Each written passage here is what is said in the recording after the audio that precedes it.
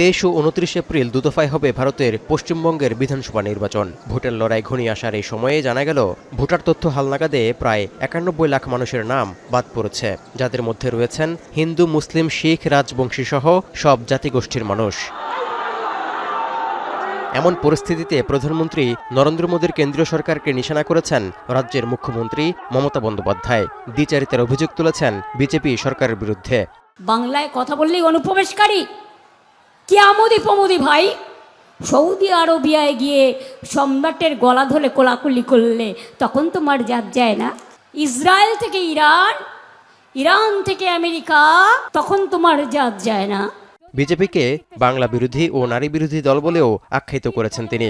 এমনকি এনআরসির মাধ্যমে ভোটারদের নাম বাদ দিয়ে নির্বাচনের মাঠে বিজেপির ছক্কা হাঁকানোর চক্রান্ত নস্যাৎ করে দেয়া হবে বলেও হুঁশিয়ার করেছেন মমতা। এই নাম বাদ দেওয়ার খেলায় এনআরসি করার ছক্কা চলছে, ওই ছক্কাকে অক্কা করে দেবো।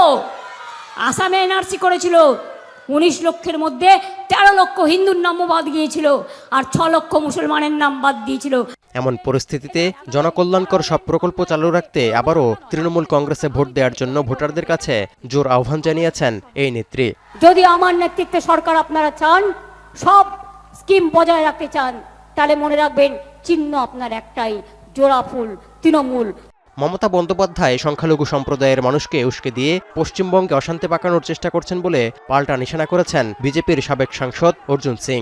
মমতা ব্যানার্জি সংখ্যালঘু সম্প্রদায়ের মানুষকে উস্কিয়ে দিয়ে বাংলায় দাঙ্গা লাগাবার চেষ্টা করে।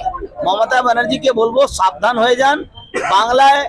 পশ্চিম বাংলায় ডাবল ইঞ্জিনের সরকার আসছে। রাজ্যের ভোটার তালিকার বিশেষ নিবিড় সংশোধন এসআইআর শুরুর আগে পশ্চিমবঙ্গে মোট ভোটার ছিল 7,66,00,000 লাখের বেশি। তবে নতুন তালিকায় প্রায় 91 লাখ কমে তা দাঁড়িয়েছে 6,75,00,000-এ। বিভাগীয় দিক থেকে সবচেয়ে বেশি নাম বাদ পড়েছে মুর্শিদাবাদ, উত্তর 24 পরগনা ও মালদহ জেলায়। এখন পশ্চিমবঙ্গ।